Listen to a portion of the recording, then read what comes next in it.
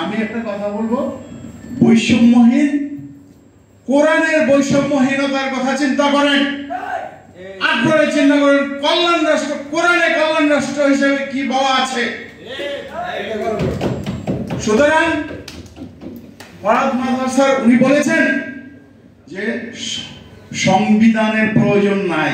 আসলেও ইসলামী কোন রাষ্ট্র কোন সংবিধান তৈরি করা হয়নি। কোরআন এবং হাদিসের আলোকে চলেছে ইসলামী রাষ্ট্র।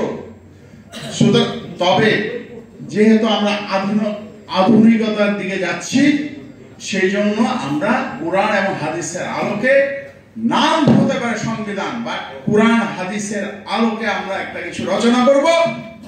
আমার একটা 21 তারিখে মুসলিম ওয়ার্ল্ড নামে এক সংগঠন আছে জহুরুল চৌধুরী হলে, সেখানে দেশি বিদেশি অনেক লোক আসবেন।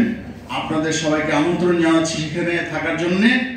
এবং এরপরে আমি ইনশাআল্লাহ কোরআন এবং হাদিসের আলোকে সংবিধানের মতো একটা কিছু তৈরি করব। আমি সবার সমর্থন চাইব। ভবিষ্যৎ যে সরকার আসবে, সেই সরকার যেন এটা মেনে চলে, এবং আপনারা সে বিষয়ে আমাদের সমর্থন জানাবেন। আপনি যদি এখন শেখ হাসিনার কাছে গিয়ে বলেন, একটা ইন্টারভিউ নেন, উনি বলবেন উনি এই তিনটাই উনি প্রতিষ্ঠিত করেছিলেন।